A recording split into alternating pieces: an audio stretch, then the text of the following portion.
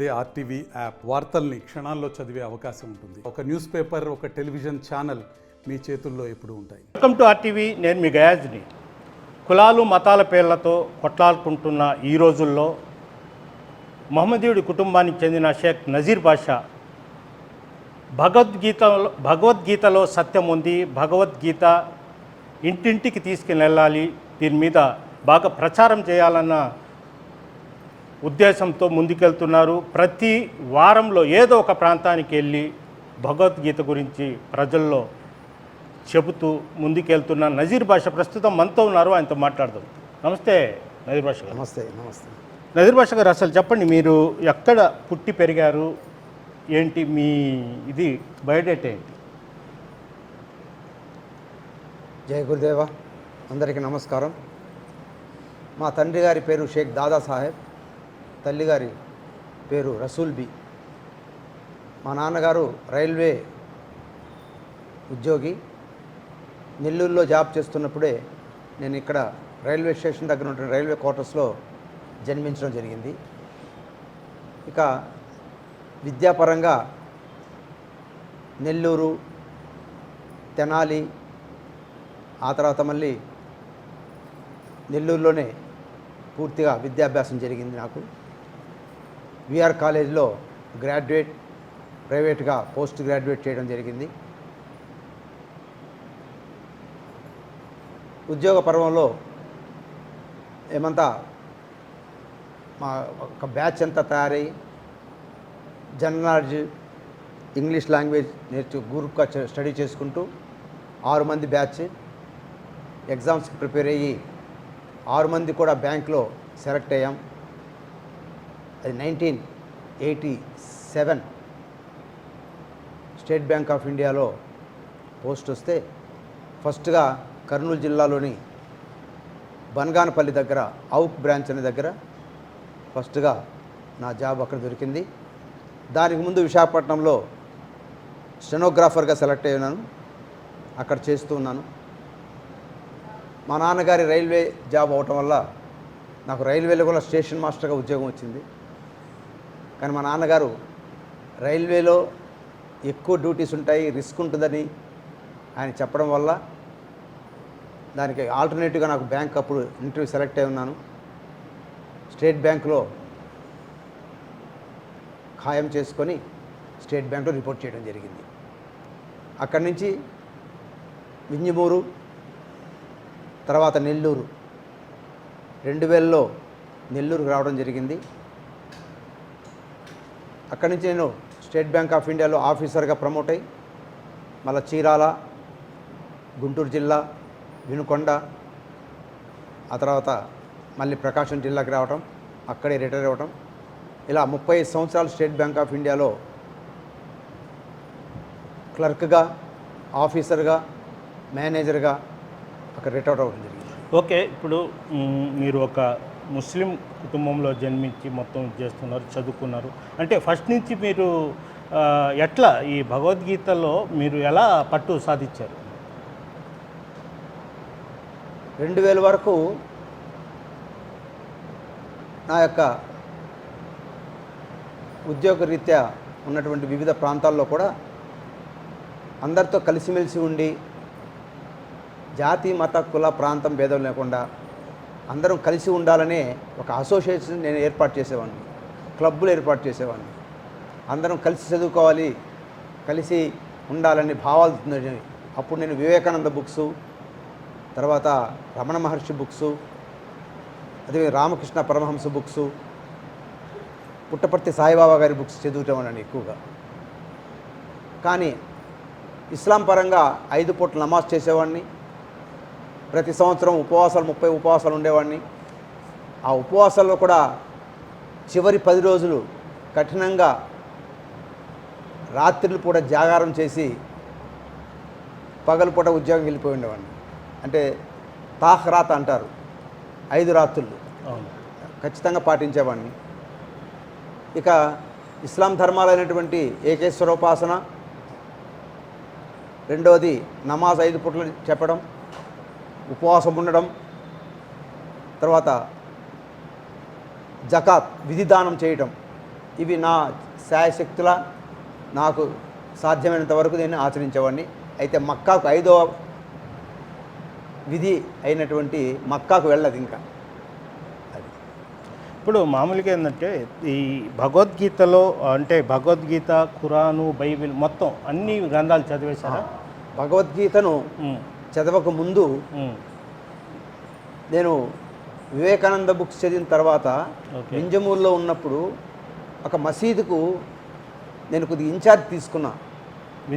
వింజమూరులో. Okay. అక్కడ భగవద్గీత అప్పుడు పరిచయం లేదు. ఖురాన్ను చక్కగా అర్థాభావంతో సహా నేర్చుకొని చదవటం, నేర్చడం, అందరికీ చెప్పడం కూడా జరిగింది, బోధించడం కూడా జరిగింది. అంతేకాకుండా దాంతోపాటుగా నేను బైబిల్ కూడా చదివేవాడిని. ఓకే. రెండింటిలో సారూప్యం ఉంది. ఎందుకంటే అప్పటి వరకు ఒక మతపరంగా ఉన్నాను నేను. మతపరంగా మహమ్మదీయ కులంలో పుట్టాను కాబట్టి దాంట్లో విధుల్ని తప్పకుండా ఆచరించాలి కాబట్టి నాలో భక్తిని 5 పూట్ల నమాజ్ ద్వారా నేను భక్తిని అలా పెంచుకుంటూ ఆ విధులను పూర్తి చేసేవాడిని. నజీర్ గారు, ఒకటి ఇప్పుడు భగవద్గీత ఎక్కువగా హిందూస్ చదువుతారు, బైబిల్ క్రైస్తవ మతస్థులు, ఖురాన్ ముస్లిం చదువుతారు. అంటే మొత్తం అన్నిట్లో ఒకే భావం ఉంది. అయితే వీటిని మనుషులు కులాలకు ఏర్పాటు చేశారా, లేదంటే ఫస్ట్ నుంచి ఒక మతానికి సంబంధించిన ఈ బైబిల్ వచ్చి క్రైస్తవులకు, భగవద్గీత వచ్చి హిందువులకు, ఖురాన్ వచ్చి ముస్లిమ్స్ కానీ ఫస్ట్ నుంచి ఉందా, మనుషులు పెట్టుకున్నారు? మనం వాస్తవంగా చెప్పాలంటే ఇస్లాంలో ఉన్నటువంటి ఖురాను దాన్ని చదువుతున్నప్పుడు అదే పరిధిలో ఉన్నాను నేను. 2000లో నాకు నెల్లూరు ట్రాన్స్ఫర్ అయింది. నెల్లూరు ట్రాన్స్ఫర్ వచ్చిన తర్వాత 2004లో యోగా మతాలకు అతీతంగా నేర్పబడను అని భిక్షమే గురూజీ ఒక బ్యానర్ పెట్టారు పెద్దది. అప్పటి వరకు నేను కూడా మీరు అనుకున్నట్టు ఇది పరిధి, ముస్లిం మతాలు ఇంకా వేరే భగవద్గీత చదవకూడదేమో, లేదంటే యోగా చేయకూడదేమో అనుకున్నాను. మరి ఎప్పుడైతే నేను భిక్షమే గురూజీ గారి బ్యానర్ చూశానో, మతాలకు అతీతంగా యోగా నేర్పబడను అనేది, నాలో ఉన్నటువంటి మతాతీత భావ స్థితి, మతాతీత అంటే లోపలికి ఇస్లాం ఉన్నా అందరూ ఒక్కటే అనే భావము నాకు ఇంకా స్థిరపడలా. చెప్పడానికి కూడా నాకు అంత తగినట్టుగా నాలెడ్జ్ లేదు. సో ఎప్పుడైతే మతాలకు అతీతంగా చెప్పాడో వెంటనే ఆ యోగ శిక్షణకి నేను చేరడం జరిగింది. ఇప్పుడు కూడా యోగా చేసేటప్పుడు మామూలుగా కళ్ళు మూసుకుని హోమని శ్వాసాధ్యాస ఈ చేస్తారు కదా. కొన్ని మతాలు అంటే మతాల పేర్లు మనం చేయకూడదు, హోమ్ అనే దానికి అది హిందువులది అనేది కూడా వాళ్ళు చేయరు. కాదు, అసలు హోమ్ అంటే అర్థం ఏంటి? నేను చెప్తాను. ఏంటంటే ముస్లింలు అల్లా, క్రైస్తవులు యెహోవా, అదేవిధంగా బుద్ధిజంలు బుద్ధ భగవానుణ్ణి, జైనులు అర్హాన్ని, ఇలా పేర్లు పెట్టి పిలుస్తూ ఉంటారు. ఇవన్నీ కలియుగంలో వచ్చినటువంటి దైవాలు. కానీ కృష్ణ పరమాత్ముడు ఇచ్చినటువంటి భగవద్గీత ద్వాపర యుగంలోనిది, అంటే కలియుగానికి ముందు. ఆ ద్వాపర యుగము ఈరోజు వరకు 5170 సంవత్సరాలు గడిచింది ఏమండి. ఆ ద్వాపర యుగంలో కృష్ణ భగవానుడు సనాతనమైనటువంటి ఆ పరమాత్మ యొక్క నామాన్ని చెప్పడం జరిగింది. ఓం మిత్యేకాక్షరం బ్రహ్మ భగవతులు చెప్పడం జరిగింది. అంటే ద్వాపర యుగంలో కాదు, ముందుగా ఉన్నటువంటి శ్రీరామచంద్రుడు ఉన్నటువంటి త్రేతాయుగంలో కూడా, కృతయుగంలో కూడా ఆ పరమాత్ముని యొక్క నామధేయం ఓంకారమే. అందుకనే ఇది సనాతన నామం అంటాం. ఓకే. ఈ సనాతన నామం ఓంకారము ప్రాంతాలను బట్టి, ప్రవక్తలను బట్టి దాని రూపాలు మారాయి ఏమండి. క్రైస్తవులు యెహోవా అంటే యేసు ప్రభువు హెబ్రూ లాంగ్వేజ్లో జెరూసలేంలో ఉన్నప్పుడు అతనికి అది ఆత్మస్థితిని, పరమాత్మని తెలుసుకొని ఆ పరమాత్మని యెహోవా అని తన లాంగ్వేజ్లో పిలిచాడు, హెబ్రూ లాంగ్వేజ్లో యెహోవా అని. ఆయన తర్వాత 500 సంవత్సరాలు తూర్పు దేశాల్లో మహమ్మద్ ప్రవక్త అదే స్థితిని పొంది తన లాంగ్వేజ్లో ఆ పరమాత్మని తన అరబ్బీ లాంగ్వేజ్లో అల్లా అని పిలిచాడు. అంటే జెరూసలేంలో యేసుక్రీస్తు ఆ పరమాత్మని యెహోవా అని పిలిస్తే మహమ్మద్ ప్రవక్త ఆ యెహోవా ఆ పరమాత్మని అల్లా అని పిలిచాడు. ఏమండి? కానీ వీళ్ళందరికంటే ముందు ద్వాపర యుగంలో కృష్ణ పరమాత్మ ఏమన్నాడు? అతని పేరు సనాతనమైనది ఓంకారం అని చెప్పాడు. ఓకే. కాబట్టి సనాతన ధర్మం అంటే ఎందుకు చెప్తున్నానంటే దీంట్లో ఒక గొప్పతనం ఉంది. ఓంకారం అనేది జస్ట్ మనం ఒక పలుకు కాదు, అది 3 అక్షరాల కలయిక. అకారము, ఉకారము, మకారము. ఈ మూడింటి యొక్క ఉచ్చారణ వల్ల మన శరీరంలోని అన్ని నాడులు యాక్టివేట్ అవుతాయి. ముఖ్యంగా ఏంటంటే అకారం వల్ల నాభి దగ్గర, ఉకారం వల్ల హృదయం దగ్గర, మకారం దగ్గర ఈ భృకుటి ప్రాంతం దగ్గర యాక్టివేట్ అవుతుంది. ఓకే. అయితే ఒక విషయం మనం గమనించాలి, అరబ్బీ ఖురాన్లో కూడా ఈ 3 అక్షరాల ఉచ్చారణ ఉంది. ఖురాన్ స్టార్టింగ్లోనే అలీఫ్ లామ్ మీమ్ అని 3 అక్షరాలు పలుకుతారు. దానికి అర్థం అనేది ఎవ్వరు చెప్పరు. కానీ అలీఫ్ అంటే అకారమని, లామ్ అంటే ఉకారమని, మీమ్ అంటే మకారం అని చెప్పి నాకు అర్థమైంది. ఓకే. ఇది అరబ్బీలో అలీఫ్ లామ్ మీమ్ జాలికల్ కితాబు లా రైబ ఫీ హుదల్ లిల్ ముత్తఖీన అల్లజీన యూమినూన బిల్ గైబ్. గైబ్ అంటే అవ్యక్తుడు. ఆ అవ్యక్తమైనటువంటి ఆ అల్లా యొక్క పేరు అలీఫ్ లామ్ మీమ్తో స్టార్ట్ అయింది. ఒకదానికొకటి సంబంధాలు ఉన్నాయి. అయితే మనుషులు దాన్ని కప్పిపుచ్చడం కాదు, అజ్ఞానం పరంగా ఈ మాయా ప్రపంచం కలియుగం అంటే ఏంటంటే ఉన్నదాన్ని లేని విధంగా, లేనిది ఉన్నది విధంగా వాస్తవాన్ని తెలపదు. మనిషి అట్రాక్షన్ పడిపోతాడు. ఏ విధంగా అయితే పురుగులు వెలుగుకి చుట్టుపట్టుతాయో మనుషులు కూడా అంతే. మాయా లోకం ఇది. ఈ మాయాలోకం మనల్ని కప్పివేస్తుంది అనమాట.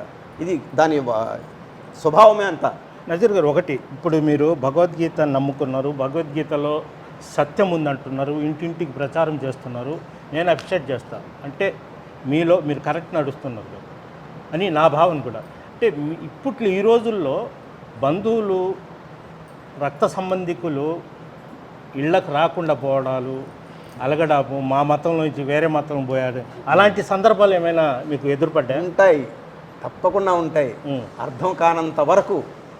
ఏమంటే మాయ చెప్పాను కదా, మాయా ప్రపంచం వాస్తవం తెలిసినంత వరకు, దాంట్లో సత్యం తెలిసినంత వరకు అపోహలు, మధ్యలో విభేదాలు కలగడం అనేది సహజం. ఈ అపోహ మేఘాలు అడ్డించినంత వరకు సూర్యరశ్మి మనకు కనపడదు. అది తొలగిన తర్వాత సూర్యరశ్మి మనకు వెలుగు వస్తుంది. అలాగే ఈ జ్ఞానము సత్యమైన జ్ఞానం తెలిసేంత వరకు ఈ అపోహలు, భేదాలు ఉంటాయి. అంటే మీరు చెప్పడం అంటే బైబిలు, ఖురాను, అదేవిధంగా భగవద్గీత మొత్తం ఒకటే అర్థము, ఒకటే విధంగా నేను చెప్పడం ఏంటంటే ఇది ద్వాపర యుగంలో చెప్పబడిన గ్రంథము. అవును. ఈ గ్రంథము నుంచే మిగతా గ్రంథాలన్నీ మూలాలుగా తీసుకొని పరమాత్మను ఎక్కడ చెప్పినా ఒకటే చెప్తాడు కదా. అవును.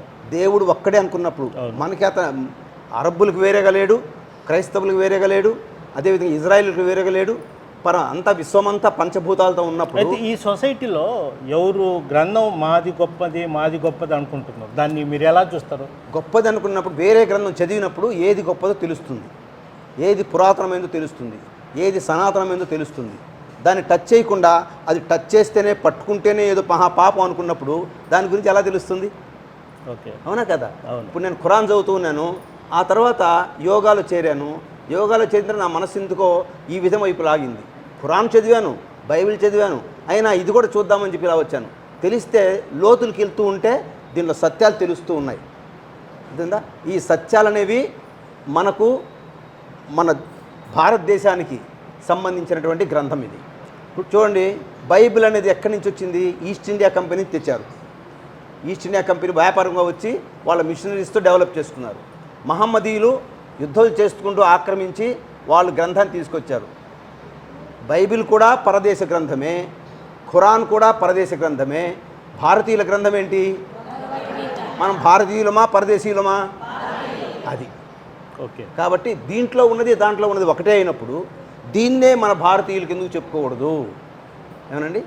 అది ఇప్పుడు మీరు ఇందాక అంటే ముస్లిమ్స్లో నవాజ్ అంటే నవాజ్కి యోగా కొద్దిగా దగ్గర సంబంధాలు ఉన్నాయి. ఇర్రహమాన్ ఇర్రహీం అని ఏదో అర్రహమాన్ ఇర్రహీం అంటే పరమాత్ముడు కరుణామయుడు అంటే దీనికి అదేవిధంగా భగవద్గీతలో ఉండే దానికి మీరు అర్థం చెప్పగలరా? పరమాత్ముడు అద్వేష్ట సర్వభూతానాం మైత్ర కరుణ ఏవచ నిర్మమో నిరహంకార సమదుఃఖ సుఖక్షమి. క్షమించేవాడు, కరుణ గలవాడు, అందరినీ ఎవరిని ద్వేషింపనివాడు, అందరి పట్ల సమాన దృష్టి కలవాడు ఆ ఆత్మస్వరూపుడు పరమాత్మే. ఏమండి? అవును. కాబట్టి అదే విధంగా ఖురాన్లో ఏం చెప్పబడింది?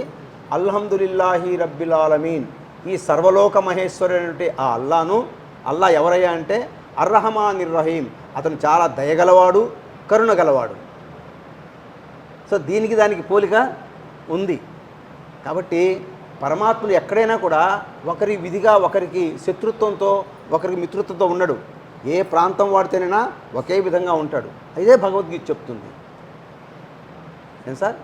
కాబట్టి అది కాబట్టి రెండు పట్ల అర్రహమాన్ ఇర్రహీం అన్నా, ఇక్కడ కరుణ గలవాడు, క్షమించేవాడన్నా కూడా రెండు ఒకే అర్థం. ఇప్పుడు మామూలుగా భగవద్గీత నేను చూసింది వినింది ఎక్కడైనా చనిపోయినప్పుడు వినిపిస్తూ ఉంటుంది. కేవలం బతికున్నప్పుడు మాత్రము ఎక్కడ నేను చదవరు, ఇది వినలేదు. చనిపోయినప్పుడే దానివల్ల ఇది చాలా దుష్పరిణామం సార్. భగవద్గీతను కేవలము చనిపోయిన వాళ్ళ దగ్గర పెట్టడం అనేది ఒక దుష్పరిణామం. ఎందుకంటే ఇది ఒక పవిత్ర గ్రంథం, చదవచ్చు. కానీ ప్రజల్లో ఒక అపోహ ఏంటంటే మరణించే వాళ్ళ దగ్గరే పెట్టేది ఇది అని ఖరారైపోయింది. మనుషుల్లో ఒక దృఢ నిశ్చయం ఏర్పడిపోయింది. మనం వెళ్తూ ఉంటాం భగవద్గీతలో ఆ గీతం చూస్తూ ఇక్కడ ఎవరో చనిపోయి ఉన్నారు అంటే అక్కడ ఎవరో దాని మాత్రమే అర్థమవుతుంది కానీ అసలు లోతుగా సార్ ఇది సత్య గ్రంథము, పురాతన గ్రంథము. అన్ని గ్రంథాల కంటే మొట్టమొదటిగా పరమాత్ముడు, కృష్ణ పరమాత్ముడు ఈ విశ్వానికి ఇచ్చిన గ్రంథము. ఇది ప్రచారం కాకపోవడం వల్ల ఇది అటక మీద ఎక్కిపోయింది. అవును. దానివల్ల ఎవ్వరు దీన్ని చదవటం వల్ల అందువల్ల ఏమైంది, కనీసం మరణించిన వాళ్ళ దగ్గర పెడదామని చెప్పి ఆ ఘంటసాల గారి పాటలు పెడుతున్నారు. ఆ ఘంటసాల గారి క్యాసెట్ పెట్టకపోతే అసలు అది కూడా చదివేవాళ్ళు కాదేమో. అదేనండి, ఆ ఘంటసాల గారు దీంట్లో ఉన్న 100 శ్లోకాలని తన పద్యాల రూపంలో ఏంటిది జాతస్య హి ధ్రువో మృత్యువు అనగానే మనకి మైండ్ అంతా ఎక్కడ పోతుంది, ఎవరో చచ్చిపోయి ఉన్నాడు. కానీ వాస్తవంగా భగవద్గీతను ఒక పవిత్ర గ్రంథంగా చూసినట్టయితే అటువంటి అపోహను మనం పారద్రోలాలంటే మనం దీన్ని సత్యవంతంగా ప్రచారం చేయాలి. భగవద్గీత మరణమేళం కాదు, మనందరి జీవన గీతిక, మనల్ని ఉద్ధరించేది, మనల్ని ఉన్నత స్థాయికి తీసుకెళ్లే గ్రంథం అని చెప్పడానికే ఇది మరణమేళం కాదు అని చెప్తున్నాం సార్. మీరు ఎలా ప్రచారం చేస్తున్నారు? మామూలుగా వారంలో ఎన్ని రోజులు, ఏ ప్రాంతాలకు? మనకి ఇక్కడ రోజు క్లాసులు జరుగుతుంటాయి. రోజుకి ఒక శ్లోకం చొప్పున. ఇప్పుడు వీళ్ళంతా ఉన్నారు, పిల్లలు ఇక్కడికి వస్తారు సాయంత్రం, వీళ్ళు ఆన్లైన్లో కొంతమంది వస్తారు, ఇక్కడ కొంతమంది వస్తారు. రోజుకి ఒక శ్లోకం చొప్పున అందరికీ పారాయణ చేస్తున్నాం. అయితే ఇలా ఉంటే లాభం లేదు. దీన్ని విస్తృత ప్రచారం జరగాలంటే మన ప్రయత్నము ఇంటింటికి వెళ్ళి భగవద్గీతను అందివ్వాలి.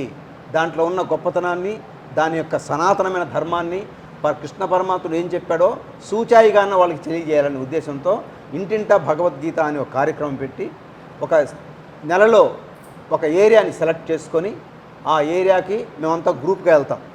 ఈ అందరు నినాదాలు ఇస్తున్నాం. గీతా వైభవమే భారత వైభవం అని, గీతా వాక్కు భారతీయుల హక్కు అని, గీతా జ్ఞానమే మోక్షానికి మార్గం అని, గీత నేర్చుకో రాత మార్చుకో అని ఇలా నినాదాలు ఇస్తూ పిల్లలు, పెద్దలు, పురుషులు, స్త్రీలు అందరం కలిసి వెళ్తాం.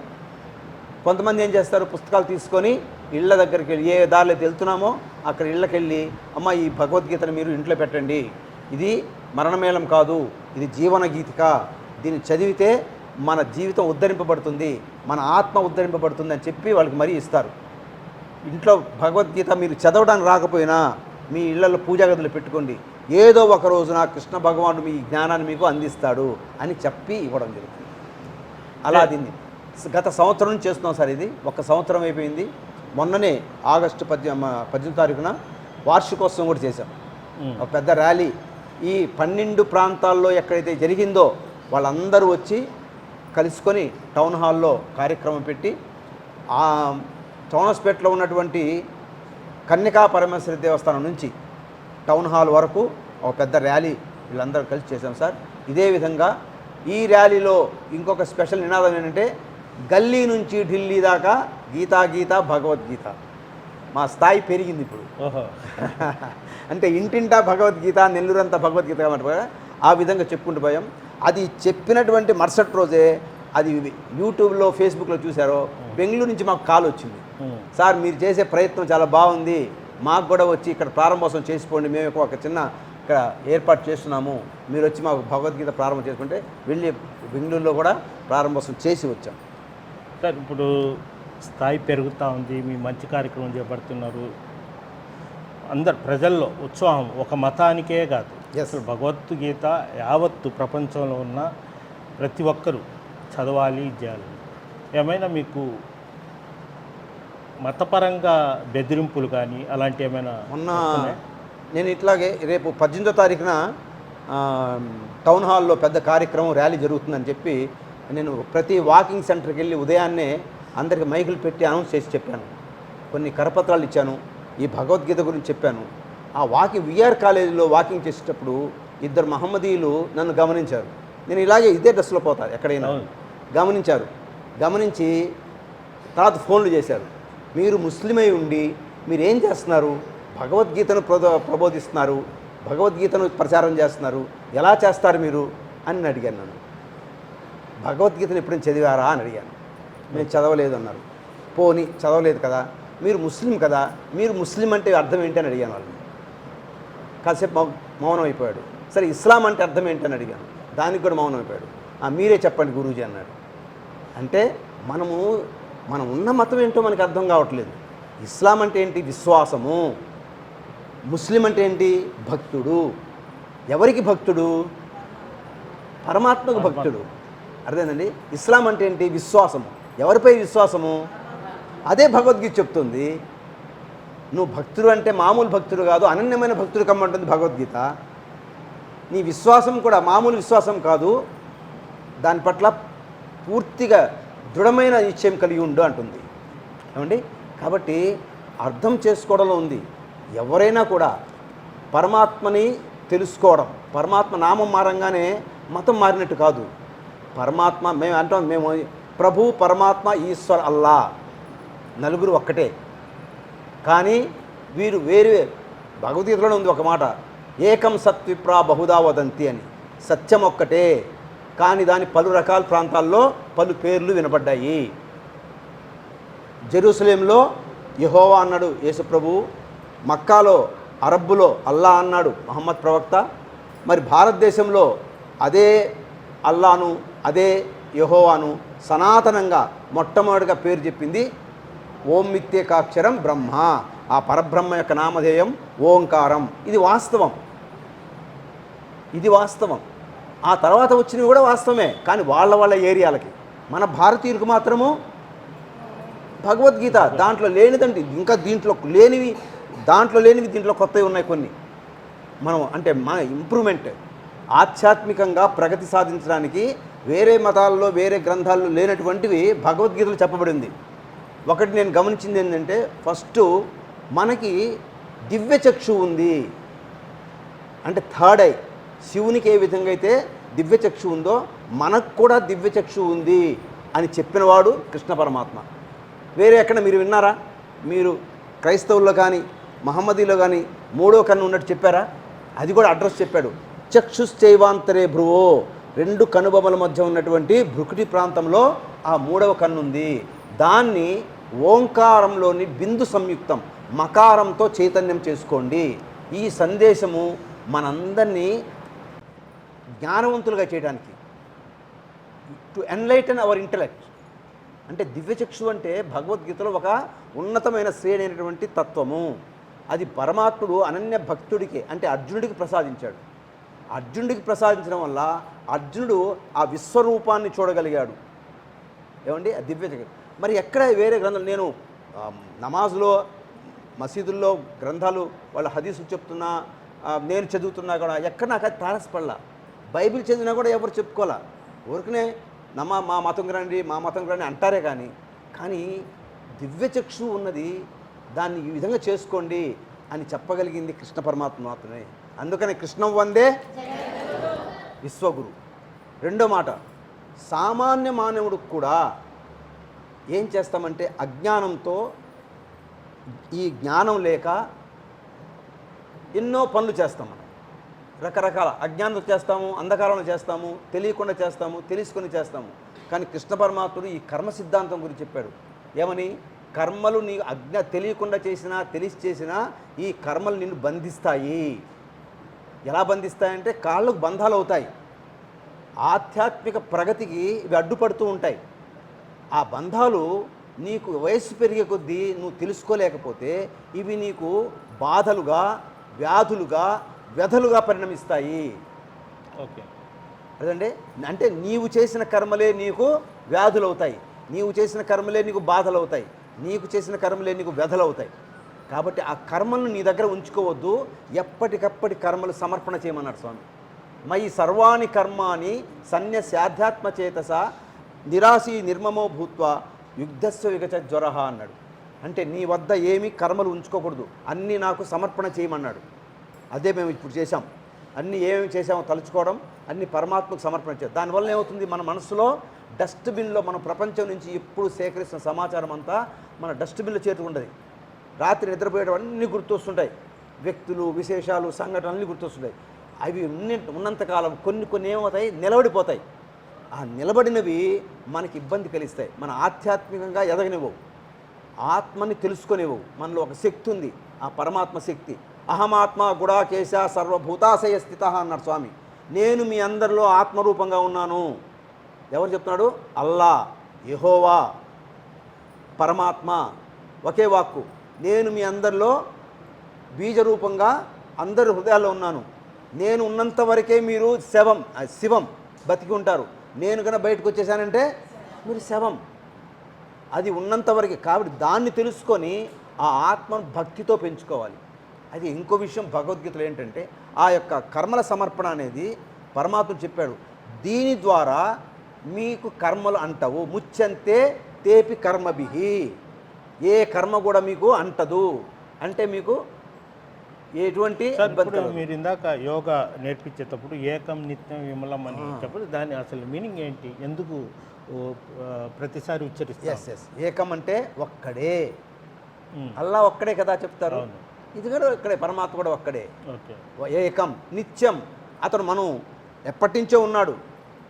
అంటే సృష్టి మొదలైనప్పటి నుంచి ఉన్నాడు, ఇప్పుడు ఉన్నాడు, రేపు సృష్టి అంతమైనప్పుడు కూడా ఉంటాడు, నిత్యం ఉంటాడు. ఇదే కదా ఖురాన్ చెప్పేది. అల్లా అనేవాడు మొదటి నుంచి ఉన్నాడు, ఇప్పుడు ఉన్నాడు, కలియుగాంతం వరకు ఉంటాడు. ఏకం నిత్యం విమలం, పవిత్రమైన వాడు. విమలం అంటే ఏంటి? పవిత్రమైన వాడు. అతనికి ఎటువంటి పాపములు అంటావు, ఎటువంటి క్లేశములు అంటావు. అతను పరిశుద్ధుడు. క్రిస్టియన్లు ఏమంటారు? పరిశుద్ధాత్మ. ముస్లిమ్స్ ఏమంటారు? పర్వరదిగార్, పాక్ పర్వరదిగార్ అంటారు. పాక్ పర్వరదిగార్ అంటే పరిశుద్ధమైన ఆత్మ.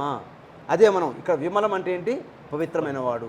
అచలం, మారని వాడు, ఎప్పటికీ మారడు, అప్పుడు ఉంటాడు, ఇప్పుడు ఉన్నాడు, రేపటి కూడా ఉంటాడు. ఆయన సత్యమైన వాడు, మారని వాడు. అదే ఏకం నిత్యం విమలం అచలం అని ఆయన స్తుతిస్తున్నాం మేము. ఏ విధంగా అయితే ముస్లిమ్స్ అంటే ఇస్లాంలో నమాజ్లో సుబ్హాన రబ్బిలాలా, సుబ్హాన రబ్బిలాలా, సుబ్హాన్ రబ్బిలాలా అంటారు నమాజ్లో. సుబ్హాన్ రబ్బిలాలా అంటే ఏంటి? ఓ అల్లా నువ్వు పరిశుద్ధుడవు. మనం ఏమంటున్నాం ఇక్కడ? ఏకం నిత్యం విమలం అచలం. చివరిగా భగవద్గీత మీద ప్రజలకు, అంటే ప్రపంచం ఇక్కడ ఉండే ప్రజలు మొత్తం ఎలాంటి సందేశం ఇస్తారు చివరికి? ఎవరు? మనమా? భారతీయుల ప్రామాణిక గ్రంథం భగవద్గీత. ఇది వేదాల సారం, ఇది ఉపనిషత్తుల సారం. భగవద్గీతను చదివితే నీకు దేవుడికి సంబంధము ఒక్కటే. అర్థమైందండి? వేరే మత గ్రంథాల్లో దేవుణ్ణి బయట పెట్టకమంటారు, యెహోవా బయట ఉన్నాడో పైన ఉన్నాడో అతన్ని మనం చేరాలి అంటూ ఉంటాం. ఇస్లాంలో కూడా అంతే, అల్లా బయట ఉన్నాడు, నమాజ్ చేయాలి, మేము స్వర్గానికి వెళ్తాం చదివిన తర్వాత అల్లా మనకు ఉంటాడు. కానీ భగవద్గీత ఏం చెప్తుందంటే నీవే భగవంతుడవు, నీలో ఆత్మ ఉంది కదా పరమాత్మాంశ, దాన్ని భక్తితో పెంచుకో, నీవే ఆ పరమాత్మ అవుతావు, నీవే అల్లా స్థాయి, నీవే యెహోవా స్థాయి, నీవే పరమాత్మ స్థాయి.